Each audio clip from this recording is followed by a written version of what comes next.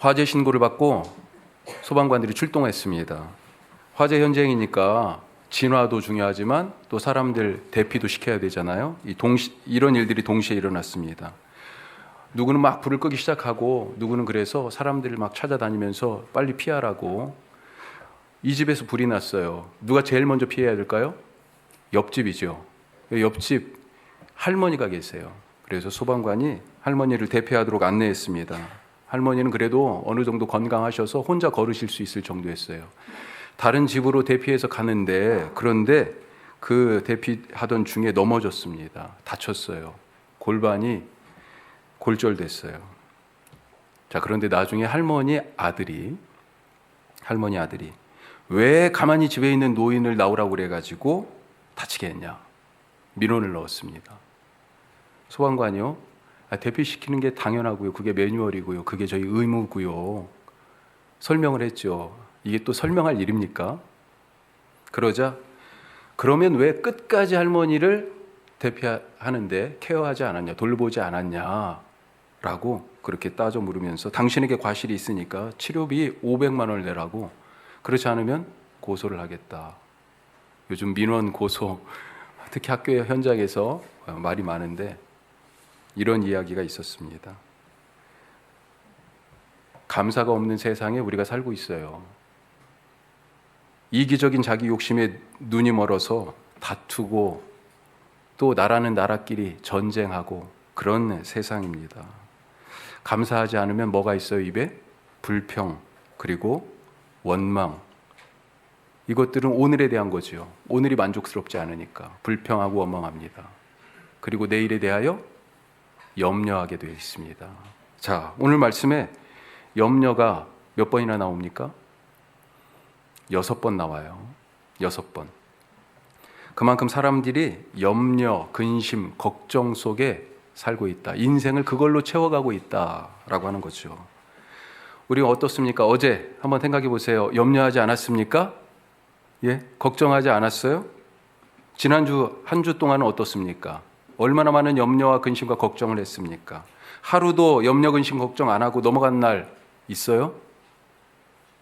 단언컨대 없을 거예요. 심지어 쓸데없는 걱정도 합니다. 오늘 27절 말씀 한번 보시죠. 뭐라고 돼 있어요? 너희 중에 누가 염려함으로 그 키를 한 자라도 더할 수 있느냐. 이거 완전 쓸데없는 걱정 아니에요. 이미 어제 일어났어요. 이미 1년 전에 일어난 일이에요. 그런데 그거 가지고 또 염려하고 또 걱정하고 되돌아가가지고 그거 바꿀 수 있습니까?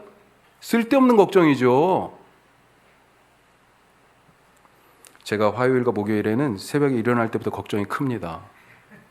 한숨이 절로 나와요. 오늘 새벽에는 몇 분이 오실까? 그것 때문에 그럴까요? 아닙니다. 저는 한 분이 오시거나 10분이 오시거나 20분이 오시거나 설교 준비하는 건 똑같습니다. 사실 얼마 안 됐는데 아시는 분은 아시겠지만 일주일에 2번 새벽기도 끝나고 수영을 시작했습니다. 하도 바가지를 긁어가지고 어쩔 수 없이 거의 끌려가다시피 코가 깨가지고, 예. 제가 사실 예약을 다 해놨거든요. 등록을. 이렇게 밀려있는 사람들이 있으니까 문자가 오게 돼 있어요. 작년에 문자가 왔는데 작년 연말에 제가 씹었어요. 그리고 물어보더라고요. 그래서 아니 난 모른다고요. 문자 안 받았다고 그랬는데 더 이상 이제 피할 수가 없어가지고 다들 제가 운동을 잘할 것 같다, 운동신경이 있는 것 같다 그렇게 생각하시는 것 같은데 하여튼 감사합니다. 그렇게 봐주셔서. 솔직히 운동신경 별로 없습니다. 저는 축구와 족구 안 합니다. 예, 개발이거든요. 수영장에 가서는 야, 내가 진짜 운동신경이 없구나 뼈저리게 느낍니다. 새벽기도 때 기도하고 있는데 저도 깜짝 놀랐어요. 저도 모르게 기도하고 있더라고요. 주여, 오늘은 물 좀 안 먹게 해주십시오. 오늘은 제발 뜨게 해주십시오. 예, 킥판을 잡고 제가 힘으로 눌러가지고 저랑 같이 가라앉는다고. 예. 사람이 걱정, 근심, 염려하는 이유, 두려움 때문이죠. 어떤 두려움입니까? 물 먹을까 봐 저는 두렵습니다. 어느 날은 물을 몇 번 먹고 왔더니 아침에 배가 불러요. 예. 하여튼 최소한 일주일에 2번은 한숨 쉬고, 몇 번은 물 먹고, 수돗물도 안 마시는데 수영장물을 벌컥벌컥 마시고 와서 출애굽한 사람들도요, 광야 생활에 대한 그런 두려움이 있었습니다. 왜요? 한 번도 안 살아봤거든요. 한 번도. 400년이나 조상 때부터 지금 400년이나 이집트 땅에 살면서 종살이 하느라고 묶여 있었거든요. 이 광야 여기서 살아본 적이 없어요. 그런데 먹을 거 떨어졌습니다. 마실 물이 없어요. 어디서 물을 구할까? 알 수가 없습니다. 그 두려움에 앞으로 이 광야에서 무엇을 먹고 무엇을 마시고 무엇을 입고, 아니 집도 없는데 어느 집에서 살까? 지금 이 현실이 어때요? 기대를 잔뜩 가지고 나오지 않았습니까? 목숨을 걸고 탈출을 감행해서 이집트를 빠져나오고 홍해를 건넜잖아요. 그 죽음의 바다를 건넜어요. 그렇게 기대가 잔뜩 들어있는데 현실이 어때요? 만족스럽지 않습니다. 불만이에요.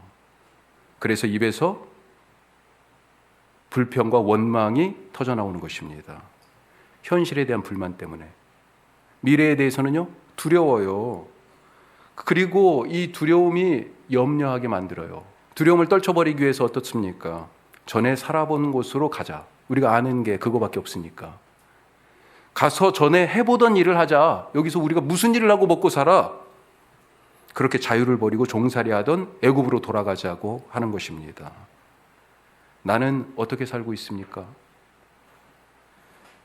오늘 내가 원하는 대로 되지 않아서, 이 현실이 만족스럽지 않아서 그 불만으로 불평하고 남 탓하고, 하나님이 인도하시는 내일에 대한 그런 두려움으로 감사 대신 염려로 내 삶을 채우고 있지는 않습니까? 자, 염려하면서 하나님께서 떠나오라 했던 그 과거로 혹시 되돌아가려고 하는 것은 아닌가? 내일 일을 염려하지 않고 오늘을 불만이 아니라 불평이 아니라 감사로 살기 위해서 우리가 어떻게 해야 할까? 짧게 2가지만 생각해 보죠. 첫 번째, 같이 합시다. 믿음으로 삽시다. 믿음으로 삽시다. 오늘 말씀에 예수님이 공중의 새를 봐라, 들의 백합화를 봐라. 이것들이 하나님이 이것들을 어떻게 먹이고 입히시는지 너희가 다 지금 보고 있지 않냐? 하물며 너희일까 보냐? 이렇게 말씀하셨어요.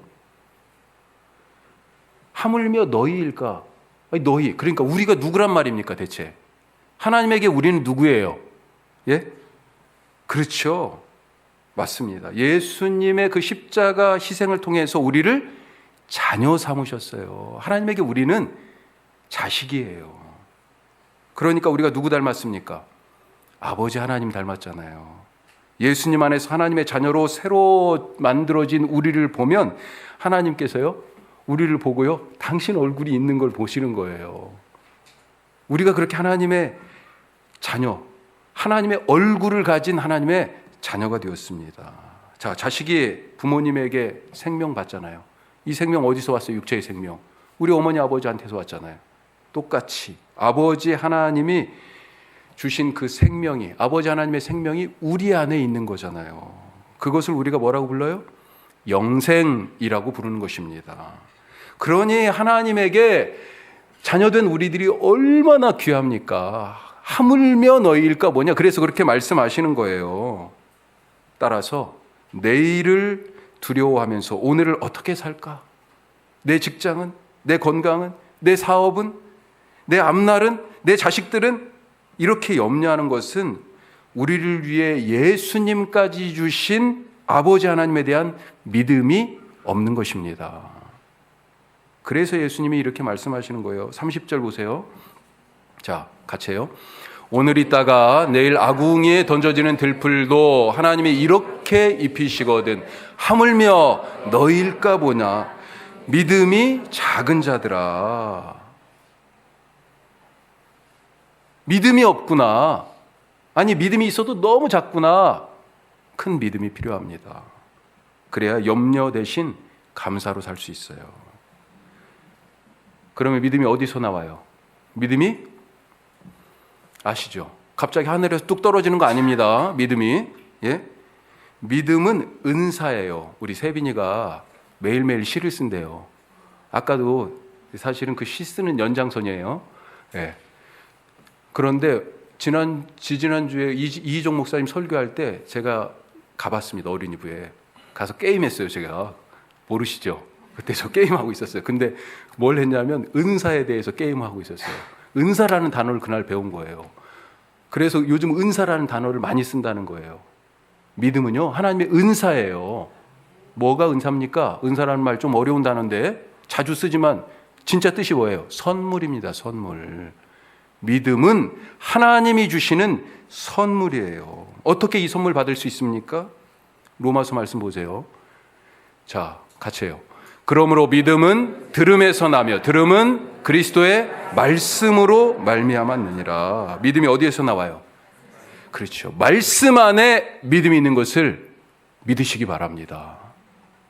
말씀을 듣지도 않으면서 큰 믿음 기대하세요? 이 도둑심보예요.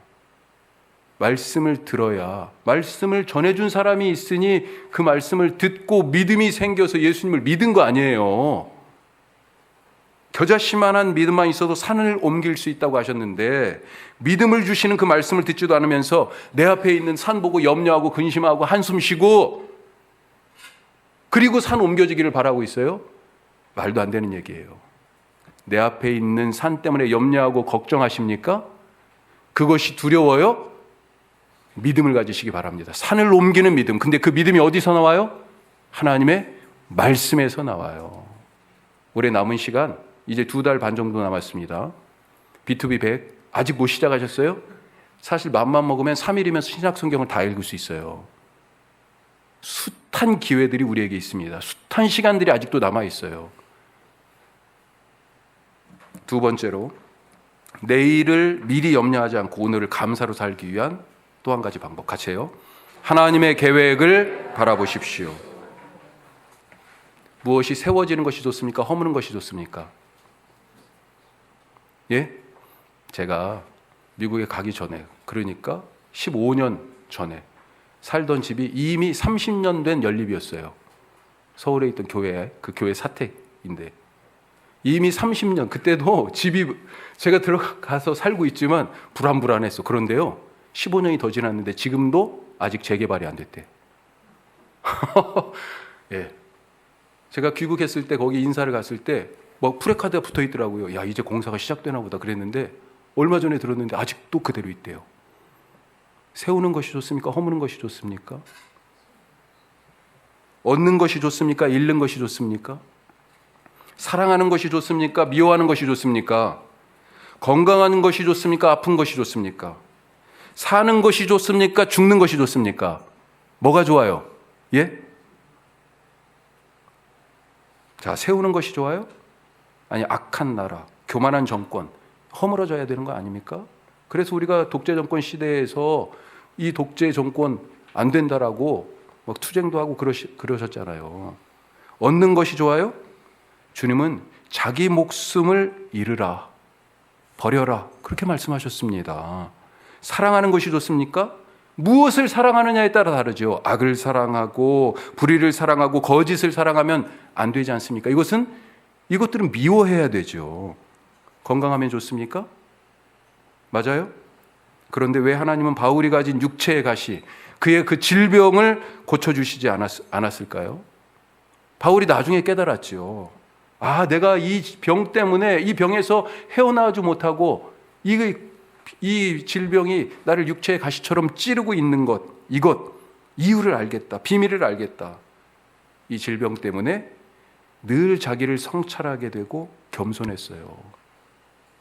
숱한 교회들을 세우면서 내가 했다 교만할 수 있었는데, 하나님이 교만하지 않도록 이 질병을 육체의 가시처럼 내게 주셨구나.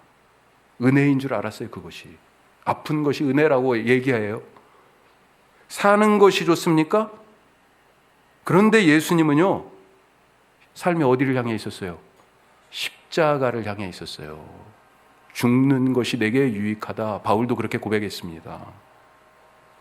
욥이 하루아침에, 욥기 1장을 딱 보면 하루아침에 재산, 가족 다 잃었습니다. 사랑하는 가족들이 다 죽었어요. 자식들이 다 잔치하다가 이 집이 무너져가지고 한꺼번에 다 죽었어요. 모든 소유를 동방에 제일 가는 부자라고 그랬는데 다 잃었습니다. 얼마나 화딱지가 나겠어요. 얼마나 속이 터지겠습니까? 그런데 이런 말을 해요. 같이 해요. 주신 이도 여호와시오 거두신 이도 여호와시오니 여호와 이름이 찬송을 받으실지로다. 아멘. 하나님의 계획을 본 것입니다. 하나님은 선하신 분인데 누구보다도 내가 행복하게 살기를 원하시는 분인데 그런데 주신 이유가 있구나. 또 거두어 가시는 이유가 있구나. 하나님은 다 계획이 선하신 계획이 있으시구나. 나에게 일어난 일들 속에서 그 선하신 하나님의 계획을 보실 수 있기를 간절히 바랍니다. 같은 의미로 전도서에서요 지혜자가 이렇게 얘기했습니다. 우리 잘 아는 말씀인데 이렇게 돼 있죠. 범사에 기한이 있고 천하만사가 다 때가 있나니 날 때가 있고 죽을 때가 있으며 심을 때가 있고 심은 것을 뽑을 때가 있으며 죽일 때가 있고 치료할 때가 있으며 헐 때가 있고 세울 때가 있으며 울 때가 있고 웃을 때가 있으며 슬퍼할 때가 있고 춤출 때가 있으며 돌을 던져버릴 때가 있고 돌을 거둘 때가 있으며 안을 때가 있고 안는 것을 멀리 밀어낼 때가 있고 찾을 때가 있고 잃을 때가 있으며 지킬 때가 있고 버릴 때가 있으며 찢을 때가 있고 꿰맬 때가 있으며 잠잠할 때가 있고 말할 때가 있으며 사랑할 때가 있고 미워할 때가 있고 전쟁할 때가 있고요 평화할 때가 있느니라. 다 어떤 때입니까? 어떤 건 좋은 때고 어떤 건 나쁜 때예요? 다 어떤 때입니까? 다 좋은 때예요. 찢을 때도 꿰맬 때도 안을 때도 밀어낼 때도 다 좋은 때입니다. 다 감사할 때예요. 다 하나님이 나를 위해서 계획한 때인 줄 믿으시기 바랍니다. 우리가 육의 눈으로 보니까 아유 이건 나쁜 때, 싫은 때, 아유 화날 때, 염려할 때 이렇게 되는 겁니다. 육의 눈으로 보니까. 하지만 하나님의 계획 안에서 보면 모든 때가 좋은 때, 감사할 때, 기쁜 때, 은혜의 때인 줄 믿으시기 바랍니다. 제일 문제는 뭐예요? 그게 육의 눈으로 봐서 이러할 때, 이렇게 좋은 때, 나쁜 때 이렇게 얘기할 수 있는 게 이게 중요한 게 아니고요. 제일 안 좋은 때는 뭐예요? 하나님과 함께하지 않을 때예요. 울 때도 하나님과 함께하면 그때가 감사할 때입니다. 아플 때도 하나님과 함께하면 그때가 은혜의 때인 것을 믿으시기 바랍니다. 오늘 내 뜻대로 되지 않아서 불평하고 남 탓하고 내일에 대한 그런 두려움에 염려하지 않고 오늘과 내일을 말씀에서 나오는 믿음으로 선하신 하나님의 그 계획을 의지하면서 감사하는 그런 복된 삶을 살아가시기를 주님의 이름으로 축복합니다. 기도하겠습니다.